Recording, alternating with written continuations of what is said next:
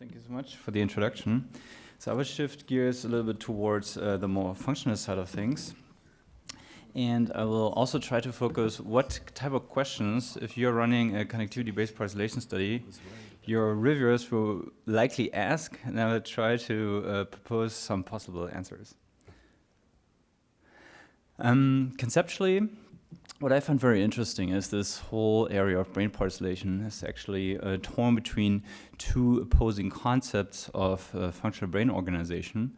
And that is, on the left, the notion, this Brodmannian notion, that there are topographically disjoint regions in a certain brain that are characterized by distinct cytoarchitectonic properties, and that these really reflect that a certain part of the brain can serve distinct classes of neural processes. On the lower right, you see the opposite, which would be the notion of functional integration. So, and this puts a different emphasis on brain function in saying that what really enables complex mental operations is perhaps especially the complex integration of disjoint, functionally distinct parts of the brain. So, but if you really think about it, it's pretty clear that functional specialization on the left and functional integration on the right, they're two extremes on the same continuum, so it's not possible to philosophically separate them from each other. The classic way, as you have heard in the two previous talks, to find out what part of the brain is connected to what other part of the brain is axonal tracing studies. And here I present you a different example of that, and that is from the cat cortex. So on the axis you see different cytoarchitectonic areas, and then each of these cubes indicates the connectivity strength of incoming and outgoing axonal tracts. What we perhaps could emphasize more is that each cytoarchitectonically distinct area probably is characterized by a distinct set of incoming and outgoing connections. So we have good evidence to believe that in the cat and also in the monkey, but I would say it's perhaps less definitive in humans. Yeah, so it's very likely that this is also true in humans, but we don't have such a plot for the human brain. What we do in brain imaging neuroscience is most of the time one of these types of connectivity analysis. So for now, we've mostly talked about what you see on the left column, the diffusion tensor imaging. And it is interesting to think about the commonalities and differences of these three types of connectivity analysis. So I will more talk about the middle type, which is resting state functional connectivity, and the rightmost column here, meta-analytic connectivity modeling. So for example, each of these three connectivities cannot give you information on the directionality of connections. So you don't know whether the amygdala connects to the medial prefrontal cortex or the medial prefrontal cortex to the amygdala. And this is something that is, for now, pretty difficult to infer from brain imaging data. Another difference becomes apparent if you think about whether or not this is related to some notion of task. Yeah? So typically psychologists or cognitive scientists come up with a controlled external stimulation, and we hope that this can encourage specific types of cognitive processes, and we scan functional connectivity or functional activity during those well-defined tasks. So this is only done in the rightmost type of connectivity. Yeah? So one way to put a name on it is task-dependent type of functional connectivity. And MACAM is the only one of these three which can give you this type of connectivity modality. So in the middle we have resting state functional connectivity. So there is a semantic confusion whether this is a task or not a task. Yeah, it's a philosophical question. But the thing is, this type of functional connectivity is measured while subjects are not expected to do something specific. Yeah? So another way to call it would be mind-wandering or free-ranging thought. So you do not try to control the cognitive processes that a certain subject is actually experiencing. Well, and what we heard about most is the DTI, and that is also task-free, but it's the only of these three that actually measures a distinct structural notion of brain connectivity. So very roughly, how do they relate to each other? Well, they have very different advantages and disadvantages. So for example, diffusion tensor imaging in brain parcellation has probably been used most so far in the brain imaging parcellation studies. This is also how it started roughly 15 years ago. But one of the inconveniences of DTI is the closer you get to the cortical sheath, the less sure you are where your fiber bundles are actually traveling. But if you have a small part of the brain, you really care about being sure where a certain fiber tract actually ends or starts. So, and the other things we've already mentioned is if you have a lot of crossing fibers, it's very difficult to disentangle those. This gives rise to like kissing fiber effects and so on. Short distances, long distances have different biases. So it's a lot of different things that we are not sure about when we measure axonal connectivity using DTI techniques in the brain. I mean, what is interesting to emphasize is that the monosynaptical connection, something that we know from the monkey tracing studies, can actually not be established with any of these three methods. So, which is another reason why axonal tracing studies are not obsolete. Resting state functional connectivity, we think that this is to a large extent governed by the structural connectivity that we can also discover with DTI and axonal tracing studies. So it provides, in a way, the grid on which the functional connectivity happens in the brain. But we measure a lot more what was called third-party connectivity. Yeah? So two parts of the brain can be very closely coupled just because there are other parts of the brain that mediate relation, like functional coupling between two certain regions. Well, meta-analytic connectivity modeling, it is, just to close this up, it answers a different type of question because it asks what parts of the brain do actually above chance increase or decrease in activity across a broad range of tasks. And you take this as a notion of functional coupling across the brain. So, long story short, if you parcellate the same brain region based on these three different types of connectivity, and there's no technical reason why you can't do that and compare those parcellations, there's not really a reason to believe that they give you the exact same boundaries, as we just emphasized. Yeah, I think we've already seen this slide. So various parts of the brain have been parcellated, all the favorite regions, amygdala, medial prefrontal cortex, and so on. There are a number of interesting tendencies. So, for example, what is not very often emphasized, in my opinion, is the boundaries seem to be the clearer the more you are in early sensory cortices. So many of these psychoarchitectonic differences lead to functional differences arguments. They come from animal literature on like early visual cortex or the motor cortex. But the more you go up the neural processing hierarchy, so more towards regions like the inferior parietal cortex or the medial prefrontal cortex, we know that even the cytoarchitectonic boundaries, they're actually much more gradual.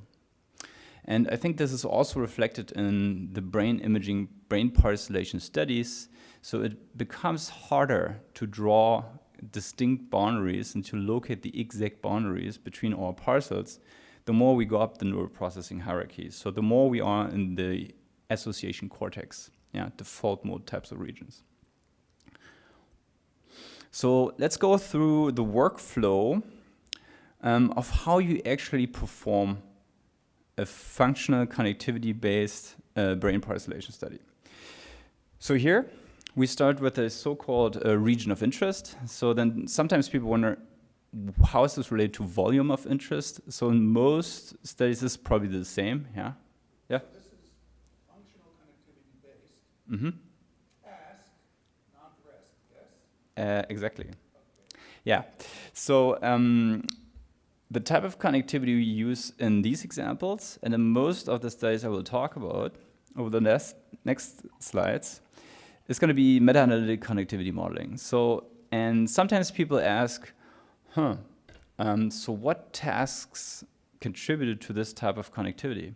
And then this sometimes confusing answer is, we use various types of tasks. Yeah, so we just use a broad range of experiments that can be done in a scanner to probe functional properties of the brain. Yeah, so typically you do not just look at motor types of experiments and then measure the functional connectivity in meta-analytic connectivity modeling. And that's for a very precise region, and that is probably the first question that reviewers are likely to ask you. Why did you not constrain, if you are looking at a motor region, why did you not constrain that to the motor tasks in your task database? And a possible answer is technically yes, you could constrain the types of tasks that you use to model task-related functional connectivity, but that would incur strong assumptions that a certain part of the brain is exclusively or very specifically related to certain types of tasks. So in the mapping between functional brain organization and the different operations that the human mind can perform is not entirely understood. Yeah, so there's probably this multi-to-multi mapping. So for the short answer would be we do not want to incur these additional assumptions that only certain tasks are relevant for a certain part of the brain. So this is why you just you're agnostic to the types of tasks. You just want to capture coupling across tasks. Okay, so back to the slide. So we're interested in the inferior frontal gyrus in this case, and you could do it for the whole brain. Yeah, so in brain parcellation, from a technical perspective, there's not so much a difference between parcellating the whole brain or parcellating a small part of the brain. The algorithms are the same, but you have different computational challenges. But from the perspective of what you do in each step, it's not that different. Okay, and then in the middle, this is what I just foreshadowed. You go to a big database. This can be the brain map database. It can be a different database. You could also use a neuroscience, for example, which we have talked about in the previous talk. So the brain map database in particular has roughly a quarter of the existing brain imaging studies. And that makes it attractive if you want to be agnostic to particular types of tasks. So you then relate activity in these hundreds of studies to the red part of the brain. Yeah? So you're basically querying the database, asking what subset of studies in that database have at least one focus of activation in my red part. And then you take these studies and you ask, how do they relate to the rest of the brain? And this is what you use to then come up with cluster connectivity profiles, such as you see here in green, red, and so on. You can ask, so what subsets of my red region of interest do have the most coherent activity with the rest of the brain across tasks? And you can also use it to come up with functional profiles, because the collection of studies that relates to your region of interest, they map distinctly on different types of psychological experiments. Okay, so that's the broad workflow, and in the following I will detail specific aspects of this overall pipeline. So here we have a different favorite part of the brain. So we go back to the motor cortex here in brown. And what is sometimes confusing, what we did here is we just combined these two brown blobs up there. So here, Just imagine we took these two from a previous experimental study. So we have reasons to believe that this more interior, this more posterior brown blob, that they reflect different aspects of motor task performance. So, but we put them back together and act as if we didn't know we took them from separate experimental conditions. We go to the BrainMap database and we ask, how are the different voxels of the brown region of interest actually related to the rest of the brain? So this roughly looks like this. Yeah, what you see on the right side is the locations in the brain that co-activated or co-deactivated with any of the voxels in our brown regions of interest. Okay, that's what you see in the upper right row. We then apply Gaussian smoothing, which is a standard procedure in brain imaging, to get a more smooth landscape of these activity profiles or co-activation profiles. And then a third step, we perform statistical inference to essentially answer the question, well, what parts of the brain do actually formally above chance co-activate with parts of my brown region of interest? So this then allows you to not get co-activation profiles with the whole brown parts, but what we most of the time do in imaging-based brain parcellation is we create a map to the rest of the brain for each of our voxels in the region of interest. So let's say the brown composite region in the upper left part of the slide is composed of 100 voxels. Then we would create 100 whole brain maps of co-activation profiles. Okay? So this allows you to come up with this cross-correlation matrix here, where on the y-axis you have the 100 voxels that make up your region of interest in brown, and you have a quantitative measure of how much it relates to each voxel of the rest of the brain. So this is really the basis for pretty much everything that we do in connectivity-based brain parcellation.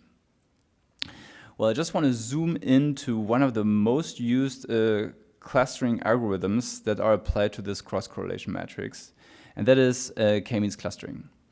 So I think in a lot of publications we have this type or something, some figure like this, and sometimes it's not really well explained what the x's actually mean. So, I mean, if somebody asks you, what are the individual dots in this type of clustering? So how many dots are in there?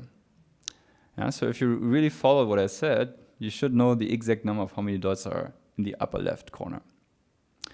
And then the question is, what is really on these axes, yeah? And how many axes should there be? Because the two axes, they're just exemplary.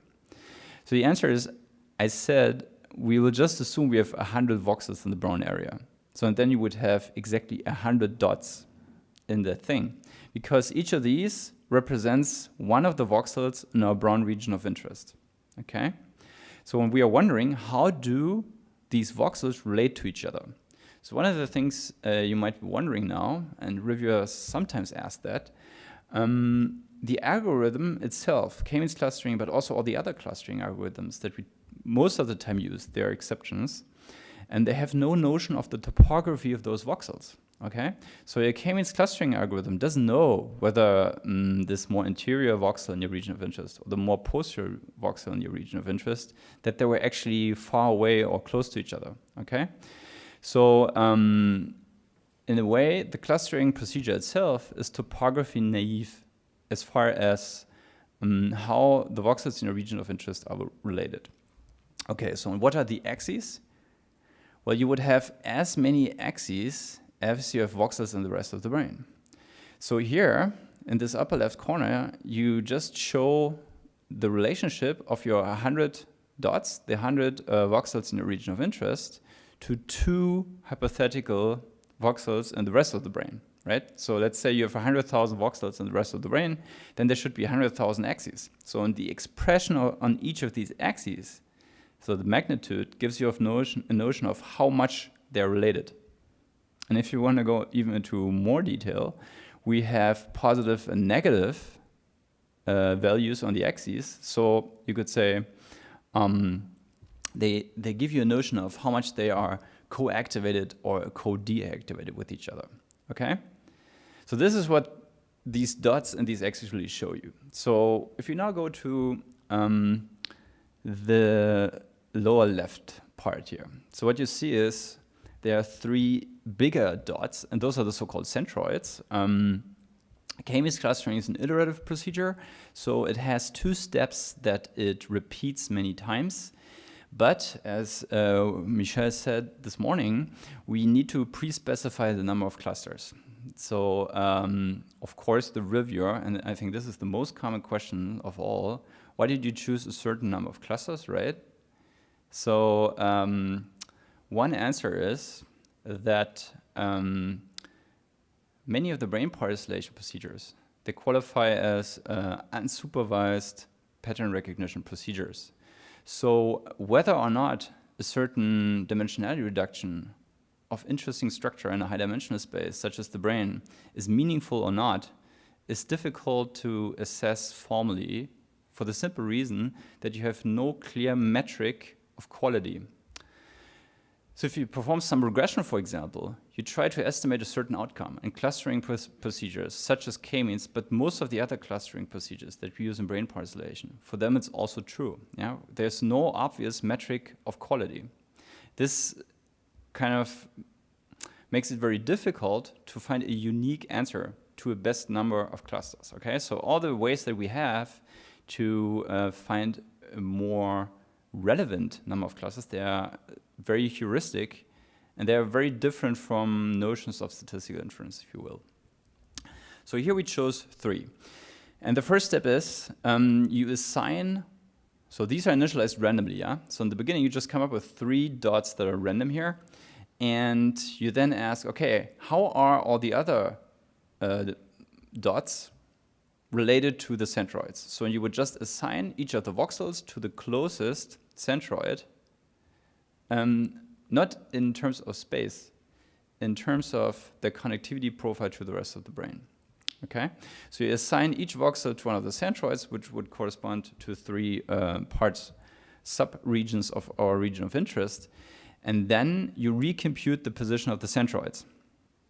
After which you compute again the closest position of the voxels to the centroids and so on. Okay, so you keep repeating this until it doesn't change anymore. So this is how one of these clustering algorithms works. So you start, if you then assign your voxels to 2 clusters, this is what you get. But you can use the same connectivity information to ask for 3 clusters in your region of interest, or 4, and so on. But K-means clustering is, of course, not the only one. It's one of the most pervasively used. An alternative would be what is shown here, hierarchical clustering analysis. And it takes a completely different approach from a technical perspective.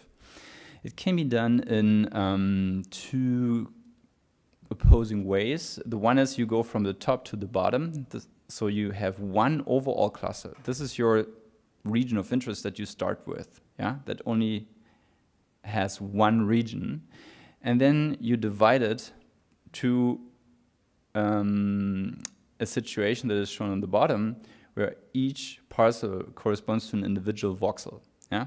So if you go from the top to the bottom, this would be divisive hierarchical clustering. If you go from the bottom to the top, so you combine the 2 most similar voxels in every step, that would be an agglomerative type of hierarchical clustering. So one difference between hierarchical clustering and K-means, reviewers sometimes ask that, but not so often, is that the solutions that you get, if you go from 2 clusters to 3 clusters, for example, yeah? So this boundary would be going from here to there. These solutions are hierarchically consistent, yeah? So all the voxels that used to be cluster 1 here they will be separated into 2 new clusters. But no voxels that belong to that cluster will contribute to any of the 2 new clusters. And that's not the case for k-means clustering, for example. Yeah? So in any study where you expose and discuss more than one clustering solution, it makes a difference whether you use k-means clustering or hierarchical clustering for hierarchical consistency. The one that we have been using very early is the spectral reordering here. And I like to emphasize that this is not a clustering algorithm in a closed sense. It's more a semi-quantitative data reduction procedure. And the way it works is it gives you these red cubes for voxels, which are on the diagonal. They are more similar in terms of their connectivity to the rest of the brain. It rearranges the voxels on the diagonal to give you these connectionally coherent clusters with the relationships to the rest of the brain. So just to emphasize this again, all these types of clusterings, they can be done independent of whether you're working with DTI, brain parcellation, resting state, or meta-analytic connectivity modeling. Yeah? You can really see it as a type of Lego approach where you can branch in and plug in different algorithmic steps. So now if you map these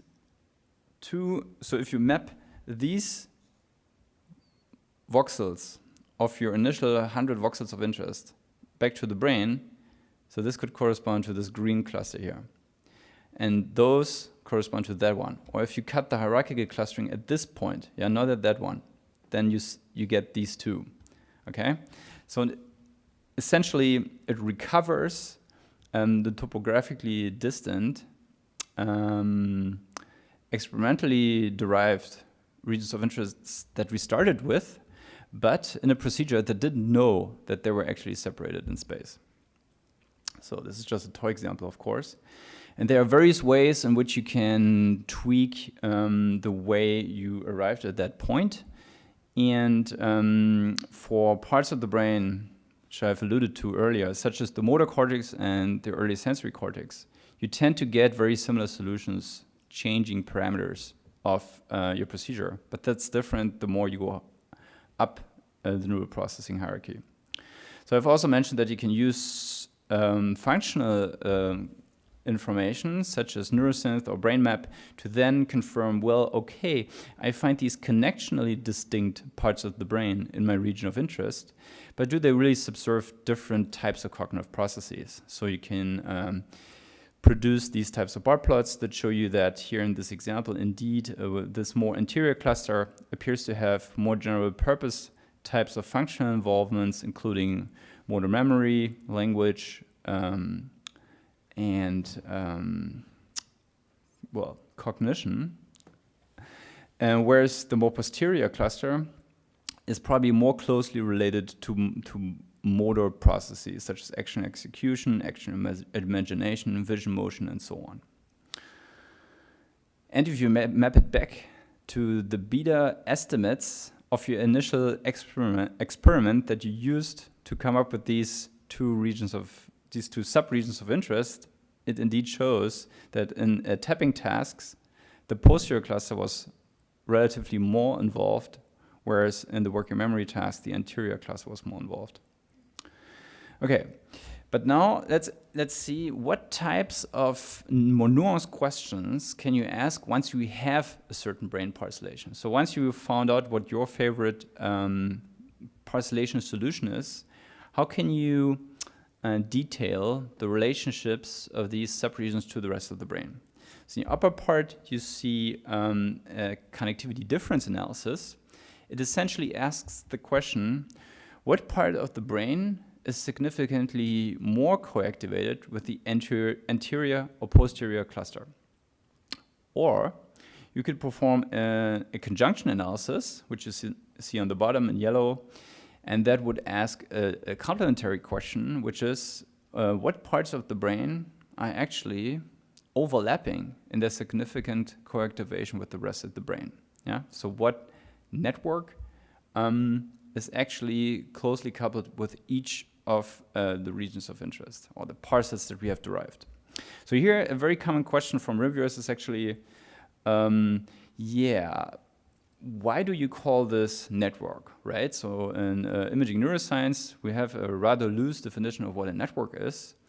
And sometimes it's useful to emphasize that if you talk about, for example, this yellow network here from the conjunction analysis, you're not talking about a network such as in external tracing studies in monkeys, where you talk about neuronal populations that have direct, so monosynaptic connections between each other. You're just saying that in certain types of tasks, these sets of regions have a high likelihood of doing something at the same time, but you don't know whether this reflects the same function, okay? So the point is, a lot of the networks that we established in brain parcellation studies, they may reflect a heterogeneous set of cognitive processes.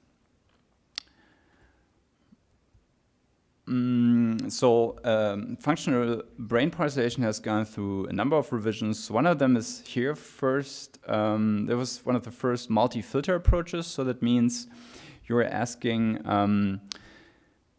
how many task studies do I actually associate with each of my voxels in the region of interest? Yeah? Do I just look for 50 other studies that activate with the rest of the brain, or 100 or 500?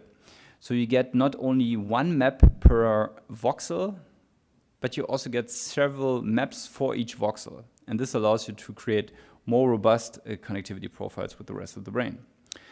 You can also look at several types of functional connectivity and compare them. So a very interesting and obvious comparison is between task-dependent MECM types of functional connectivity and task-independent resting state types of functional connectivity.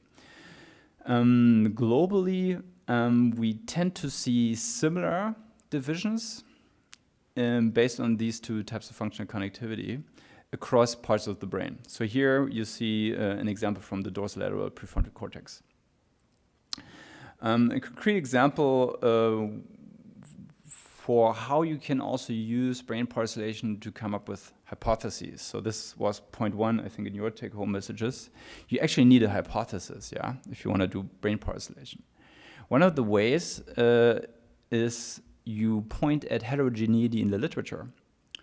So what you see in green, red, and blue here are what different literatures call different names and investigate in different types of studies. Yeah? So the attention literature perhaps calls this inferior parietal lobe. They claim that it's very specific to attentional processes. In the middle, sensory motor people perhaps say, well, this is the angular gyrus, and they say it's really closely related to sensory motor processing. And on the right, the social neuroscience community might say, oh, this part of the brain, we call it the temporoparietal junction, and it's really specific for thinking about other people. So you could perform initial meta-analyses in each of these separate literatures, okay, to get a topographical definition of what a certain community of imaging neuroscience that do not really talk to each other necessarily thinks where their preferred set of cognitive processes is located. And then you merge these, which you see in yellow, and then you perform connectivity-based parcellation to ask, okay, is there really this one thing that is perhaps common to all of them, or do I perhaps see three separate subregions in my region of interest that indeed reflect heterogeneity across these three literatures? So you can do this with task-dependent, not task-dependent connectivity, and in that example we observed that there was an anterior purple cluster and a posterior orange cluster that agreed in 90% of the voxels across the task-dependent and task-independent types of functional connectivity. Those were related in opposite direction to the saliency network in the upper half, or the default mode network in the lower half of the image, and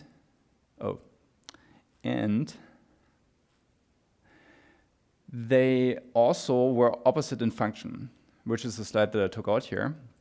So you can show that three different communities talk about a similar part of the brain in the context of different types of cognitive processes, okay? And they also use different anatomical notions to denote that part of the brain. So you can use data-driven methods such as brain parcellation to try to disentangle whether these people are really talking about the same thing or not. So here the answers seem to be, if you look at that part of the brain more closely, then in two different connectivity modalities, you see opposite relationships to two macroscopical brain networks, which is the saliency network in the upper part and the default mode network, which notoriously deactivates many tasks on the other hand side. And both of them, they also reflected different types of functions in the functional profiling. So I'm gonna skip this one and just summarize. So you start out with the region of interest, so such as in the inferior frontal gyrus. You then go just to any source of a lot of activity information. That can be brain map, it can be neuroscience, it can be something else. You then create these cross connectivity matrices, which you could compute in different ways or average across those to get more robust estimates. And this tells you to what extent each voxel of your region of interest is related to the rest of the brain. You can then probe different parcellations to different numbers of parcels. There are a lot of ways and heuristic approaches to get as insights into what numbers of clusters might be more interesting. But as I said, there is often no definite answer to that question. And you can then map them back to the brain and perform various types of functional profiling. And just because it asks so much, there's broadly, as the last slide, 3 different types of what is called cluster validity criteria. So just first of all, there's no way to get a p-value on a cluster solution. Many people think that. 3 different ways in which you can approach the question of the cluster number is on the left is topological types of criteria. So they ask things like, if I parcel into 2, 3, and so on regions, how similar are the assignments across neighboring cluster solutions? Yeah, so all the voxels that belong to cluster 1, do they really get separated? You have also notions of information theory with entropy and mutual information. And then you also have a separation criteria on the right. They typically ask questions like, how much are voxels in a cluster more similar than they are different from voxels from a different cluster? So very different procedures. So if you're interested in these types of questions, those are 2 educational publications that talk about the more technical details and the interpretational traditions around these methodological choices. All right. And I'm happy to answer questions.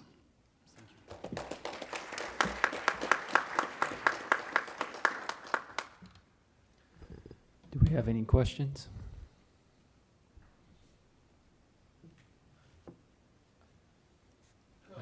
So the algorithm is you start with a seed patch and then look at coactivations in the database. Yeah, up to that point, there's no algorithm.